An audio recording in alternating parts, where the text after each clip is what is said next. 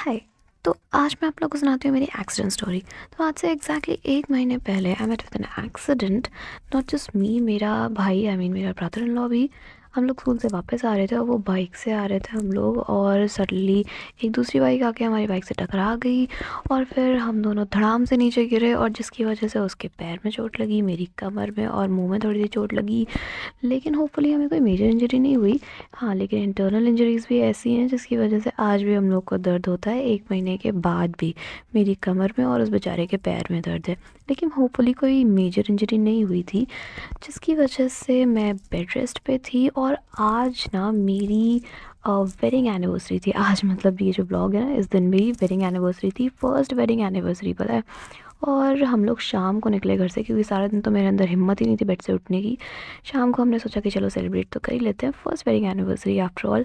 फिर हमने डिसाइड किया कि चलो मूवी देखने जाते हैं। लेकिन हमारी किस्मत इतनी ख़राब थी कि हम जैसे ही मूवी देखने पहुँचे, उस मूवी के सारे शोज़ ख़त्म हो चुके थे जो हम देखने गए थे। फिर हम अपना मुँह लटका के वापस आ गए, और फिर उसके बाद हमने केक कट किया।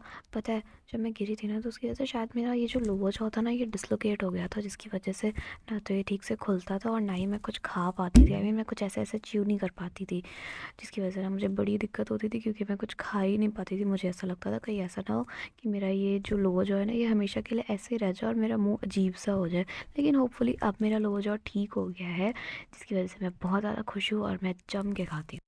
और एक बार किसी ने मेरे ब्लॉग पे कमेंट किया था कि मैम आप खाती बहुत है। तो हाँ, मैं बहुत खाती हूँ, मुझे अलग अलग चीज़ें ट्राई करना बहुत बहुत बहुत ज़्यादा पसंद है।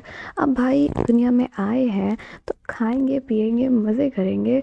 और इसी बात पे हम चले गए कुल्हड़ पिज़्ज़ा खाने के लिए, जो था एकदम बेकार, एकदम बकवास। मुझे लगता है लोग इंटरनेट से देखकर ट्राई भी कर लेते हैं, अपना आउटलेट भी खोल देते हैं, लेकिन टेस्ट नहीं ला पाते, क्योंकि उन्हें समझ ही नहीं होती है कि टेस्ट होता क्या है।